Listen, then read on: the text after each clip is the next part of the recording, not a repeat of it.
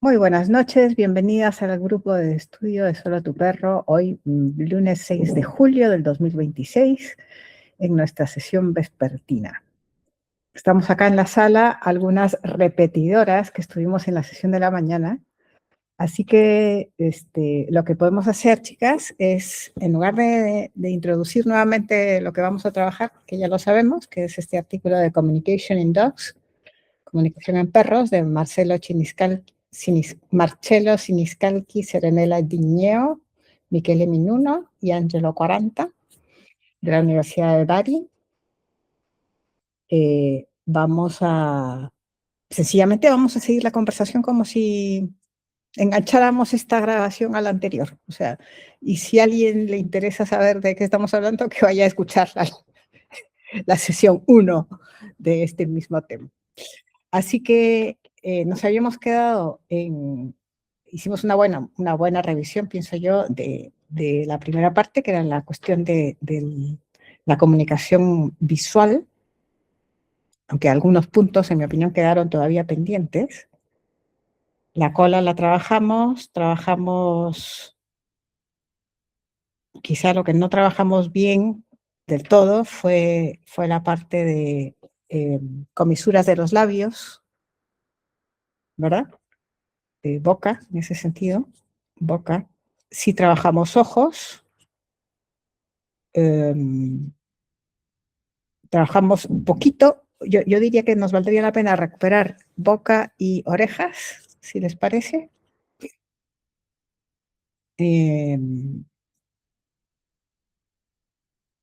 Y yo creo que, y posturas, si acaso alguna se nos haya quedado. Pero para empezar, boca y orejas, si tienen algo anotado, si no, yo sí tengo anotado. Pues dale, yo anotado no tengo nada, pero sí lo comentamos igual en la sesión anterior de los diferentes tipos de cráneo, van con eso también asociado a distintos tipos de hocico, y estos hocicos que son más cortos o más largos, más peludos, menos peludos, y los que tienen pliegues. Para mí eso es también porque con mucho pliegue en la cara o en la zona facial, retraer es más difícil. Entonces, para un perro con mucha arruguita, digamos, o mucho pliegue facial, quizás mostrar una expresión donde tenga que extender la comisura es mucho más difícil. Entonces, por ahí mostrar más los dientes, su apertura de hocico quizás es más amplia, con más salida de lengua, para mostrar quizás una mayor incomodidad o ¿cómo decirlo? Sí, principalmente, ¿no? Como lo que hacen los perros con el hocico. Y los de hocico chato, por el contrario, también siento que están todo el tiempo como con las comisuras extendidas, pero por un tema fisiológico les cuesta más respirar. Entonces no utilizan tanto la nariz porque casi que no tienen, entonces están un poco obligados más como a la respiración bucal. Entonces tienden a andar más como con esto de la comisura y la lengua afuera. Entonces, por ahí también es interesante entender esa dificultad o facilidad para uno u otro de esto de mostrar más los dientes, tener más posibilidad de comunicar con la parte bucal, digamos, del hocico. Sí, muy bien, sí, sí. ¿Pri?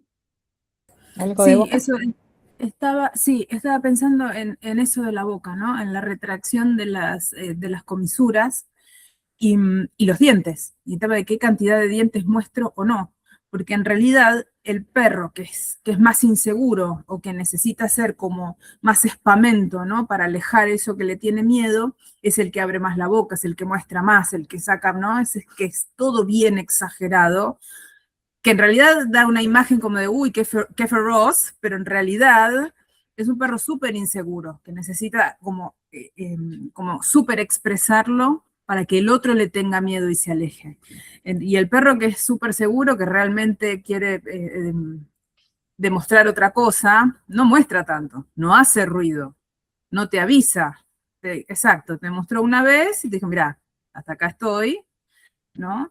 Entonces, esta combinación de los belfos, la comisura, la lengua, los dientes, también va acompañado con las orejas. Porque entonces, si vos prestas atención a estos perros que hacen toda esta boca exagerada, las orejas las tienen súper pegadas a la cabeza. No es un perro que apunta, el perro que tiene como el objetivo ahí adelante es el perro que apunta con todo, con el hocico, con la boca, con las orejas, con el cuerpo, ¿no? con el ángulo del cuerpo también. Entonces, es como toda la composición, ¿no? de la cabeza como apuntando hacia ese objetivo. Y de atrás viene el cuerpo, ¿no? Ok. Acuérdense de no irse demasiado del texto. Voy a echar un lazo a llevarnos a las tres al texto nuevamente.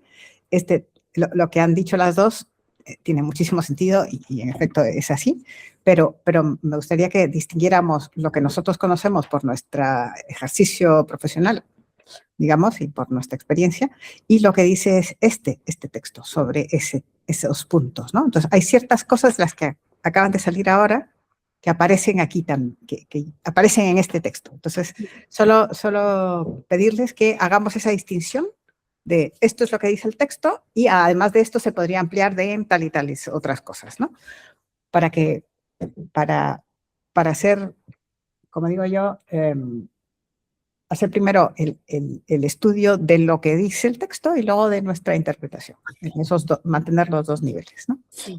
Entonces, yo me voy a ceñir al texto sobre el tema de la boca y explica aquí, y está basado en esos dos libros, en realidad, en un libro y en un estudio de Alexandra Horowitz, que ya nos puede sonar. Entonces, si esta es la fuente, entonces ya entiendo qué es lo que están aquí diciendo. En el sentido que ella se ha fijado mucho, ha trabajado el tema de la comunicación canina. Habla, por ejemplo, de la boca, que una cosa muy básica, pero la boca cerrada y la boca abierta. Y luego la boca cerrada y abierta, y luego las comisuras hacia adelante o hacia atrás. Y entonces pone aquí claramente, dice, las comisuras hacia adelante, es decir, short lips, labios cortos, es decir, cuando el hocico parece más chico de lo que realmente es, que ofrece un comportamiento agonístico, que es lo que decías tú, Priscila, el perro echado todo hacia adelante, ¿no? Y las comisuras largas, esas que llegan hasta atrás y a veces incluso suben, que tan habitualmente confundimos con sonrisa o se confunde con sonrisa, es sin embargo una manifestación de estrés, ¿no? Entonces, esos dos puntitos aparecen acá reseñados directamente sobre el tema de la boca. Y sobre el tema de las orejas, bueno, si quieren hablemos ahora de las orejas, porque también hay algunas cositas aquí sobre las orejas.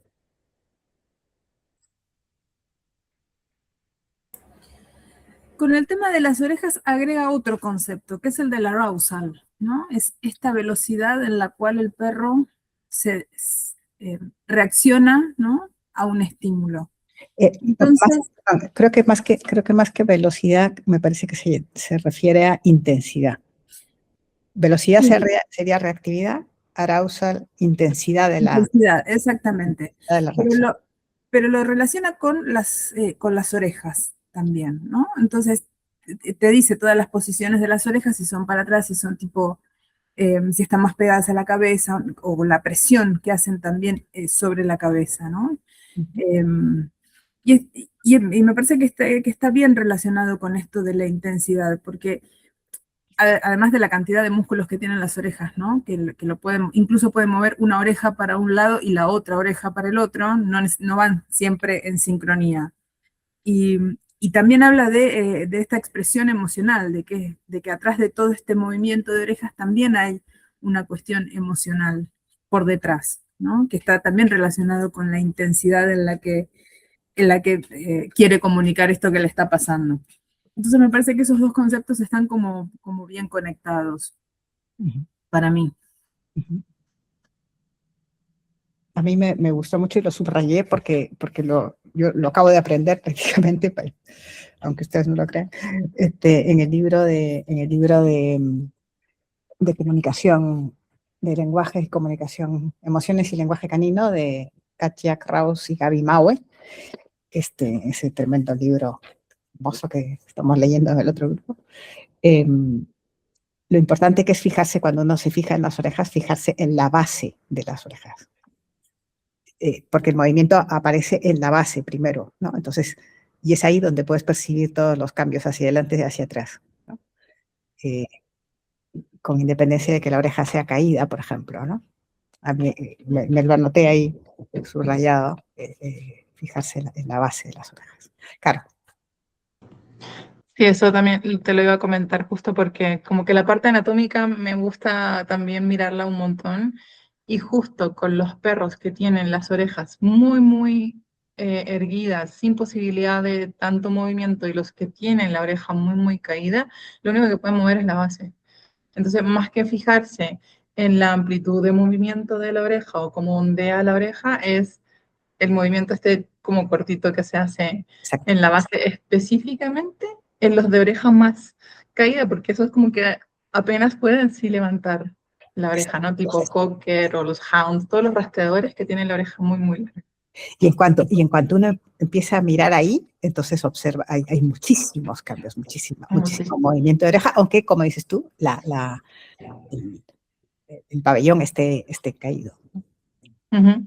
Y esta otra cosa, esta otra idea que también aprendí durante este seminario que estamos haciendo de lectura, esto nos lo contó Tere, como la oreja, cuando hay un poco de, eso no está en este, paréntesis, eso no está en este artículo, está en el libro, no, está en lo que dice Tere, que es veterinaria, ¿no?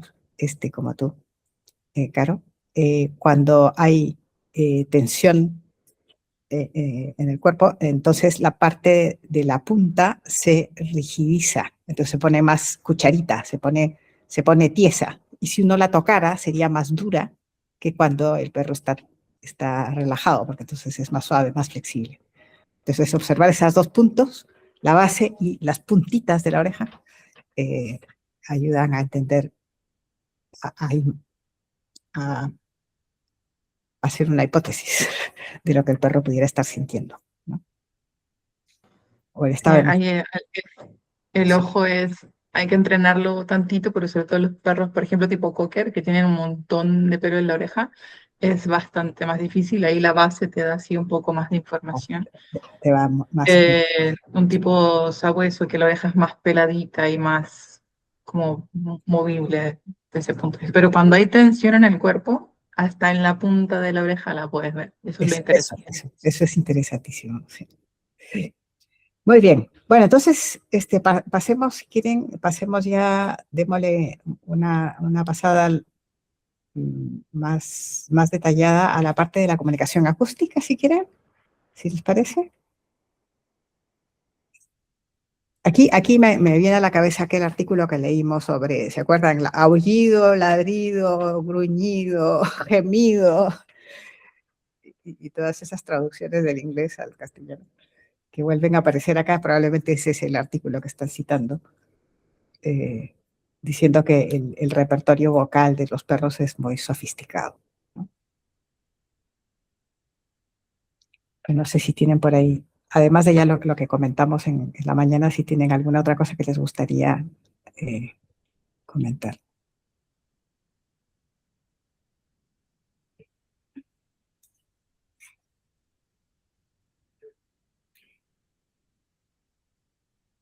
Le damos una miradita al texto. Ya dijimos sí, que... Sí, dale. Perdón. Dale. No, hay una parte en donde explica, ¿no? Que dice que los ladridos son cortos, explosivos y repetitivos, con una amplia variedad de la estructura acústica, ¿no? Entonces te dice eso, en qué decibeles están más o menos. Pero lo interesante es que dice que difiere entre las razas, inclusive entre los individuos. Sí. O sea, no es solamente el tema de las razas, sino que además cada individuo como individuo tiene como su voz particular, ¿no? Eso me pareció como, es como súper interesante, porque entonces no es solamente que ladra 3 veces para decirte tal cosa, sino que ladra 3 veces más agudo o más grave de acuerdo a cómo sea el perro, ¿no? Una cosa fantástica. Es fantástico. Sí. Sí. Y lo lindo también es que a través de ese mismo concepto también logran identificar si es el perro vecino, si es Sí. el perro de abajo, si es el perro de 3 cuadras. También tienen voz propia, por decirlo de alguna forma, sonidos muy particulares y muy personales. Sí. Puedo saber qué perro es el que está, o sea, pueden saber. Y eso también es súper interesante. Y en qué situación emocional está, ¿verdad? Exacto. Sí, o sea, el repertorio de vocales que tienen algunos perros, la verdad es que es impresionante. Hay unos que tienen unos pequeños como movimientos así, y otros que de frentones el ladrido agudo, el ladrido medio, el ladrido para, o sea, como el de juego, como que de verdad el repertorio que tienen, si uno los escucha, es muy, muy lindo y muy interesante. Sí, sí. Sí, y otra cosa que también menciona de los ladridos, ¿no? Es el contexto y en las situaciones de aislamiento, ¿no? Eso también es, no es lo mismo el perro que ladra para avisar o para decirle algo al amiguito de enfrente, por decir, pero también si están en una situación donde se siente solo, ¿no? Sabiendo que el sentirse solo no es solamente que, bueno, se quedó solito unas zonas, sino que en realidad el tema de sentirse solo para ellos es más complicado y más traumático de lo que nosotros realmente creemos, ¿no? Entonces, esa distinción también, pues entonces también tenemos que pensar, qué sé yo, en los perros de refugio, por ejemplo, que están solos en su jaulita o en su lugar, y entonces ese ladrido o ese aullido no va a ser igual al de los perros que están en otro contexto, en un contexto más amable, ¿no? Entonces, eso también es importante distinguirlo, porque entonces a veces pasa que, qué sé yo, no sé, están ladrando mucho dentro de la casa, bueno, váyanse todos afuera, qué sé yo, no sé qué, y en realidad el perro no lo está viendo como quizás una expresión de liberación hacia avisar el estímulo, sino que en realidad lo está viendo como un castigo y me está echando porque yo le estoy diciendo tal cosa, ¿no? Entonces, el tema del aislamiento o de separarlo, ¿no? De dejarlo fuera del contexto, que para nosotros es, uy, está haciendo mucho ruido y el perro está queriendo decir otra cosa, está queriendo comunicar otra cosa, Tremendo, sí. y Dicho nosotros así, casi que lo estamos castigando por eso, ¿no? sí. Bien, bien visto, bien visto. Qué importante pensar así como has dicho, ¿no? Si ladra es porque me está diciendo algo. Si yo lo callo o lo regaño, sí, Sí. impresionante. No sé si lo leí acá o ya estoy confundida o en otro texto, pero los lobos también tienen una forma distinta de comunicación auditiva o vocalización, porque la usan más en un contexto como de llamar al grupo, más que de comunicación entre ellos y mucho menos con nosotros, ¿no? Los perros sí sabemos ya, y el texto también lo menciona, que la parte vocal de ellos es básicamente como para nuestra comprensión, si es que lo entendemos, ¿no? No es tanto para el grupo social. Sí, Y eso también es distinto y es interesante mirarlo. sí, sí. Bueno, un ejemplo de aullido en manada es una cosa, yo creo que es un fenómeno de estudio, ¿eh? Cuando suena la sirena, cuando suena alguna sirena y salen todos aullando atrás, ¿no? Es una cosa, yo creo que alguien debería dedicarse a estudiarlo porque, Sí, eh, ¿no? sí, Acá pasa. sí. Pero yo creo que tiene Algunos que sí ver, que hablan de eso, de la sincronización del aullido, ¿no? Lo Sí, decíamos esta mañana, pero sí, efectivamente es un fenómeno muy curioso.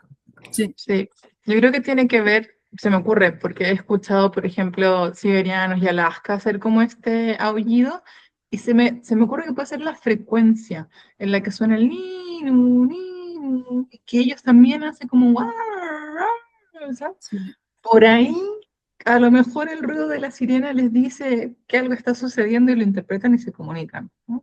Ujú. Es notable, notable. Sí. Yo creo que deben creer que es como un gran llamado, ¿no? Como que les están haciendo un gran llamado y ellos tienen que responder de alguna forma, ¿no? Me da que es o sea, hace millones de años atrás que alguien los llamaba para reunirlos y entonces todos iban y iban contestando, sí, ahí vamos, ahí vamos. Yo lo veo por ese lado, ¿no? Pero bueno, repito, hay que estudiarlo el tema. Sí, sí, sí. La noche de las narices frías se me vino a la cabeza. Sí. Bueno, acá pasa, si escuchás a algunos vecinos que ladran de alguna forma particular a la noche, ahí te das cuenta si está pasando alguien o no, o es el mismo de siempre, y cómo responden, cómo se van respondiendo entre ellos, ¿no? Uno si se dedica a escuchar a la noche cómo van ladrando y cómo se van llamando y cómo se van avisando, casi que el patrón es muy similar, porque por lo menos en la zona donde estoy yo, empiezan a ladrar los de la cuadra de enfrente, entonces contestan los del otro costado y los míos ya están así, como diciendo, bueno, a ver, si ladra uno más, entonces tenemos que salir todos, ¿no? Y a veces salen y a veces no. Entonces debe estar relacionado directamente con lo que está pasando ahí en la calle, ¿no? Sí. Sí.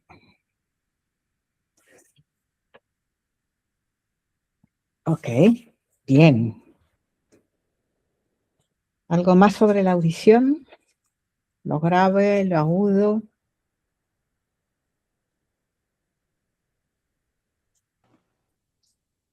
Bueno, el agudo tiende a ser como de llamado, ¿no? Como de atención, como Más tipo préstame atención más tipo. ansiedad. Ujú. Claro, y el más grave es más de amenaza, podría ser quizá. Sí. Pero ¿y ahí qué grado de comunicación se pierde el perro sordo, por ejemplo? Claro, indudablemente.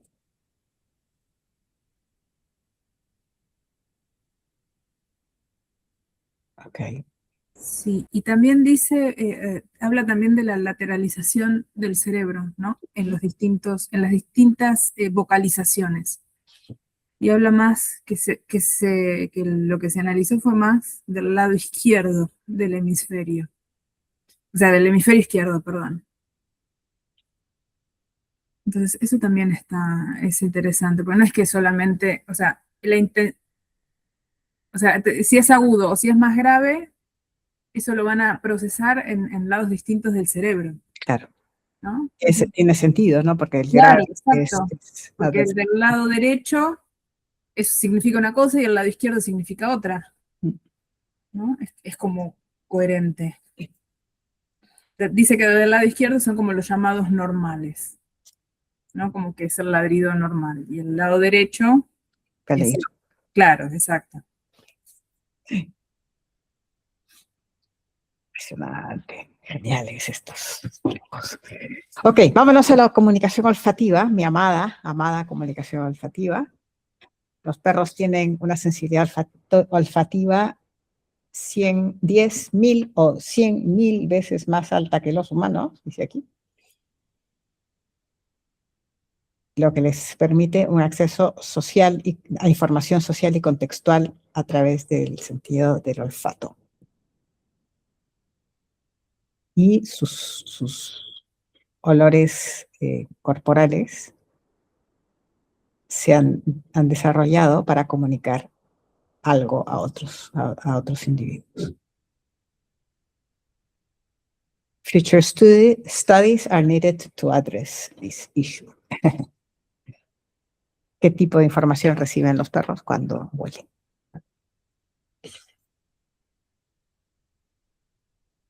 Sí, Ahí sí que encuentro que es difícil. me parece que acá hay que hacer otra distinción más de los perros que están castrados y de los perros que no. Espera, pero eso no está acá, ¿no? No está.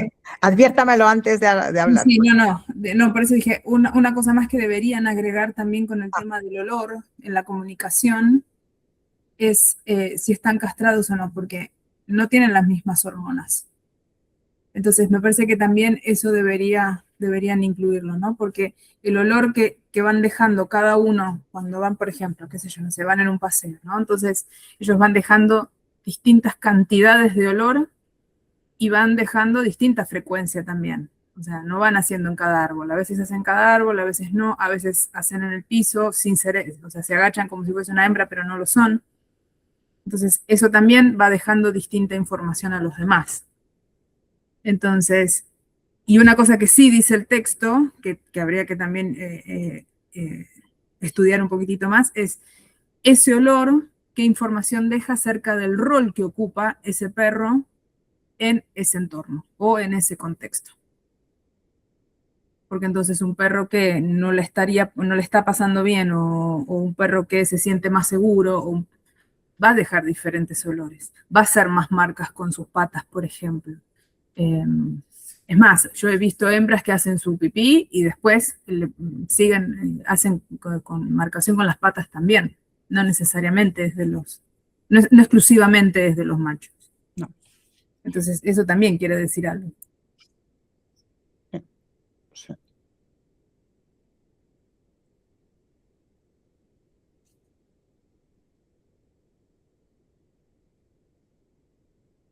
Luego dedica un párrafo a explicar la comunicación directa, olfativa, y la comunicación indirecta, ¿no? Entonces, la comunicación directa es cuando los perros se huelen unos a otros, donde se huelen básicamente la boca, el oído, los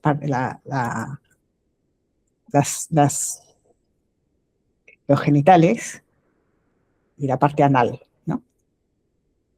Es donde están todas las glándulas, todos los orificios para las glándulas. A veces el ojo también. Y lo mismo pasa con nosotros.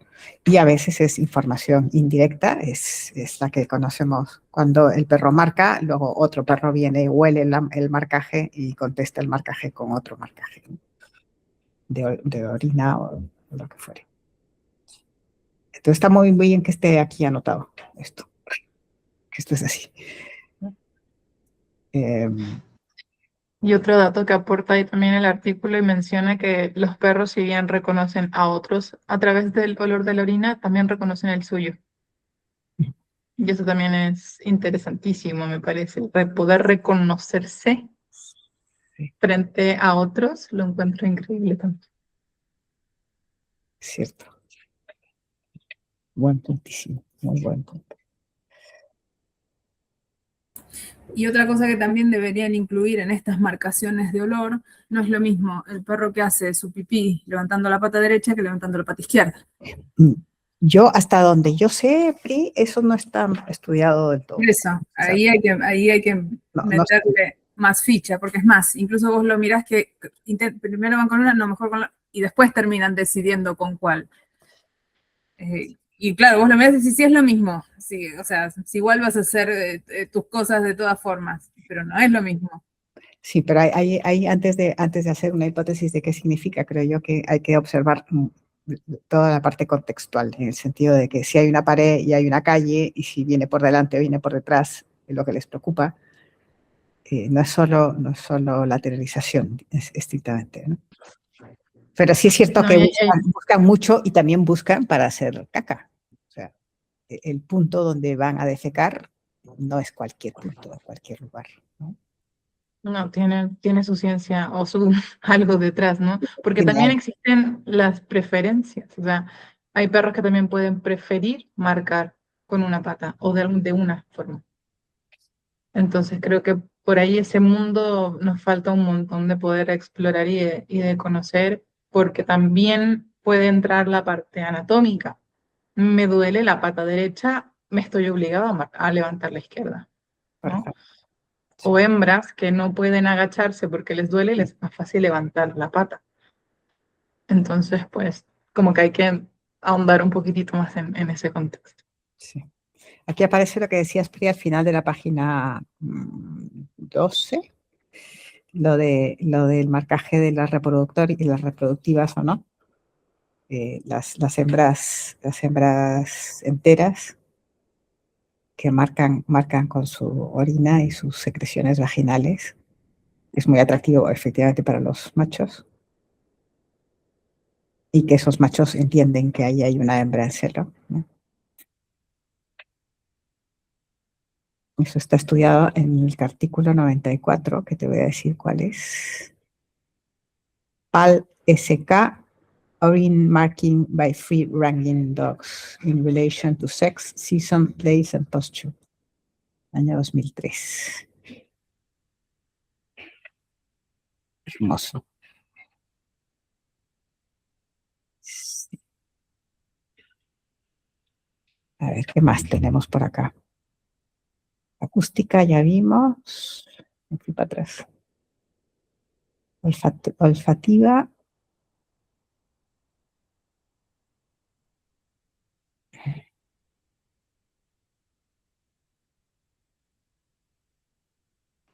Creo que viene la comunicación táctil. Los dos dedos. No sé si lo dijimos esta mañana antes de pasar a la táctil, que el tema de la lateralización o del uso de los hemisferios, en el caso de la nariz, no es cruzada, sino que es Directa. ¿cómo se llama? Ipsilateral. Ipsilateral se llama. Mm. Sí. Ipsilateral, correcto.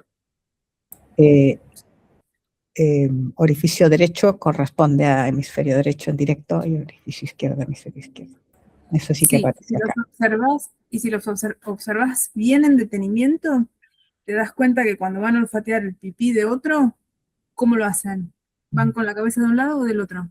O sea, a veces son micromovimientos, a veces tenés que estar como muy prestando la atención, pero ya cuando enganchan el olor que vienen acercándose, ya se vienen acercando con la nariz que le corresponde. Es increíble. Sí, es increíble. Increíble.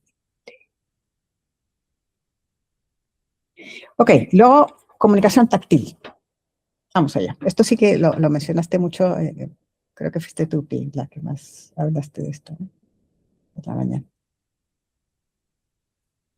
Que los perros no usan tanto el tacto para comunicarse.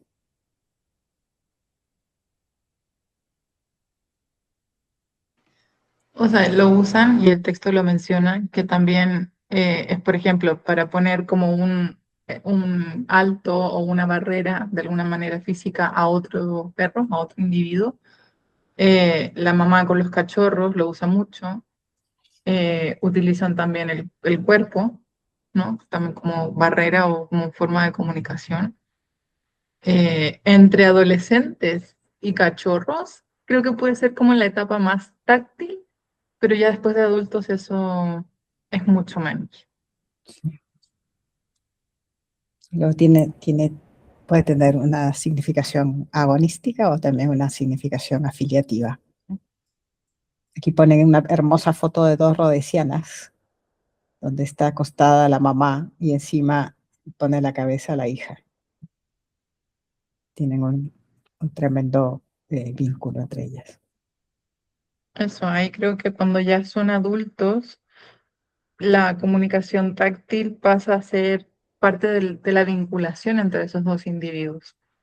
Y que es súper lindo de ver porque me ha tocado dos perros que casi que no se conocen, alcanzaron a convivir por temporadas, 2 semanas, una semana y tal, y generaron un vínculo que con el otro perro con el que vive no tienen. Por ejemplo, esto de acicalarse, dejar que el otro ya me limpies, me acicales y dormir juntos en la misma camita, ese tipo de cosas. Dos individuos, comillas, desconocidos que convivieron y se llevaron adultos a dos que conviven que no tienen ninguna vinculación. Cada perro tiene sus gustos, claramente. Sí, y menciona otra cosa también que es súper linda de ver, es cuando se agarran, uno agarra con la boca al otro, a la boca del otro y le hace así como que, ay, te voy a morder, te voy a morder. En realidad no es que lo va a morder. Eso también es una señal afiliativa, ¿no? Entonces vos lo ves que viene así con la boca gigante, ¿no? Y lo agarra y te voy a casar, y no sé qué, y la verdad es que no, y lo menciona acá en el texto, Sí. como parte del grooming social, ¿no? Que veníamos hablando. Y fíjate que no todos, por lo menos, por ejemplo, Porter a Clarita le chupa toda la cara, las orejas y qué sé yo. Ahora, Clarita, a Tito le hace esto de la mandíbula. Entonces le hace... Como que cada uno, como vos decías, Carmen, ¿no? De acuerdo a sus gustos y preferencias, se van como vinculando entre sí, ¿no? Entre ellos y de la forma que ellos se sienten más seguros o más cómodos, ¿no? Sí, Eso está bueno también. está bueno, bueno. Y lo otro bonito son esos perros que están contigo, que quieren estar contigo, pero toman su cierta distancia, pero te tocan. ¿Les ha pasado? Que de alguna forma, ya sea con la pata, con la cola o con algo, están ahí, pero están con cierta distancia, ¿no? Y otros que definitivamente ya tienen esto del ser más, no me acuerdo si es el etimelético, El que es, epimelético es dejarse cuidar, epimelético ajá, es cuidar. ese, el por favor, apapáchame, deja, o sea, cuídame, ¿no? Tócame, acaríciame, apapáchame, sosténme, y ahí está conmigo. Y eso es muy, también es muy de cada individuo. También hay personas, ¿no? A las que les gustan los apapachos y a las que tú los abrazas y se ponen todos tensos y te dicen, no, no quiero. Tal cual, tal cual. Ok. Pero otra cosa que menciona el texto que no lo dijimos hoy a la mañana son los efectos fisiológicos que generan en el humano acariciar o tener contacto con un perro, ¿no? Eso también. Ahora,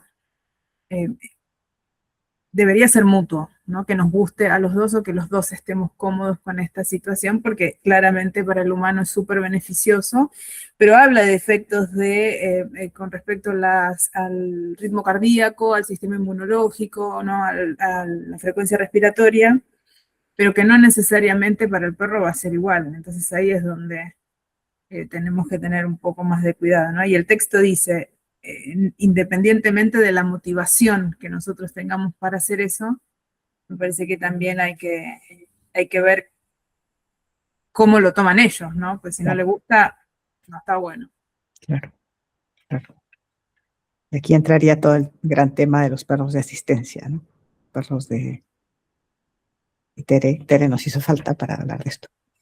Pero los beneficios que trae un perro para un niño con cáncer, por ejemplo, ¿no? Mira, mi experiencia en intervenciones, yo estuve con Bolt en un hogar de niños acá en Mar del Plata, y Bolt elegía las poblaciones. Estaba todo bien con los chicos más grandes, sí, hacía las actividades, todo fantástico. Ahora, cuando veía a los más chiquitos, de decirte, no sé, 1 año y medio, 2 años, se entregaba, ¿eh? Era una cosa que los veía y toda la composición de Bolt cambiaba así. Era como que se entregaba a pleno. Entonces se les iba como acercando despacito, ¿no? Y vos lo veías que iba como así, queriendo tocarlo con todo, hasta que no terminaba pegados o en el medio eran una salita de pocos chicos, ¿no? Pero hasta que no terminaba bien, bien, bien pegadito, con una delicadeza que yo jamás he visto, ¿eh? Pero lo gracioso era que Bolt sentado era más alto que los chicos parados, ¿no? Entonces, claro, los chicos lo miraban así como diciendo, oh, es un súper peluche. Pero ninguno, te juro, no. Que se mueve. La expresión, las expresiones faciales, una cosa increíble. Pero el respeto mutuo, porque ni Bolt se pasaba de la raya con la pata, ni queriendo, ¿no? Y los chicos en ningún momento ni le tiraban de las orejas, ni nada, cosa que podría haber pasado tranquilamente. Y se armaba entre ellos, ¿eh? Como una esfera así de comunicación en silencio. Era una cosa fantástica. Pero la corporalidad de Bolt cambiaba completamente. Qué increíble. Sí. Bellísimo. Y a mí se me hace súper interesante e importante justo el entender si a ese individuo esa situación le es agradable o no. Porque siempre lo pensamos, que el perro tiene que, y muchas veces no tenemos que someterlo a ese tipo de situaciones. Lo he visto en hospitales donde ves al perro con misura súper retraída, jadeando un montón con tal de estar en la cama del tutor que está enfermo o de una persona X, y por ahí esa actividad, ese individuo en particular, no le va. Por eso siempre es una cuestión de la dupla, ¿no? Que tiene que ir el humano resguardando a su animal, ¿no? Eso. permitiendo eso. Sí.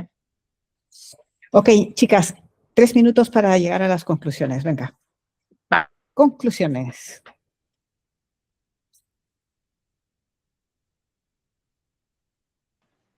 Estas son súper cortitas, en verdad, no sé si las querés leer. Muy informativo. ¿Tienes en español el texto? ¿No? ¿Alguien lo tiene en español? ¿No? ¿Sí? ¿No? Yo lo tengo en español si quieres. Dale, léenos las conclusiones que son cortitas. Va, dice, los perros cuentan con un vasto repertorio de señales visuales, táctiles, acústicas y olfativas que utilizan para una comunicación expresiva y afinada tanto con conespecíficos como con los humanos.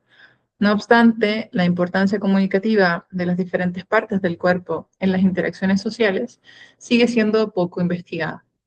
Estudios futuros podrían evaluar el patrón de mirada, la atención olfativa de los perros hacia los cuerpos humanos y conespecíficos, tanto en interacciones humano-perro como entre perros, ¿no? Con el fin de identificar mejor qué regiones del cuerpo son más informativas para los perros durante las interacciones comunicativas. Interesante. Muy bien. Ujú. Buenísimo. Los autores contribuyeron de manera igual a este manuscrito. Esta investigación no recibió fondos, financiación externa. Los autores declaran que no hay conflictos de interés. Y nos ofrecen de bibliografía nada más y nada menos que 111 artículos y textos. Así que si alguien quiere saber sobre comunicación canina hasta el año 2018, pues ahí tiene 111 textos que leer. Para empezar. De los cuales ya vimos que hemos leído un montón, así que está... Hemos leído varios, sí. Y Sí. desde luego conocemos a los grupos investigadores, a muchos de estos. Sí, señora. Está Bradshaw. Pero está bonito, está rápido, está bien explicado, está simple, tiene imágenes que ayudan bastante a entender un poco más y me parece un texto súper didáctico y muy bien armado. Así que felicidades. Sí, sí. Quizá lo disfruta más quien ya sabe, porque hay cosas que se dicen muy rápido, evidentemente. Pero para tener un buen resumen en la cabeza y sobre todo para que si alguna vez tenemos que dar alguna clase de comunicación canina, pues aquí están las fuentes, ¿no? Eso está siempre muy bien, tenerlo a mano. Chicas, acabemos acá y no se vayan, que nos tomamos la foto. Muchas gracias y hasta el próximo lunes.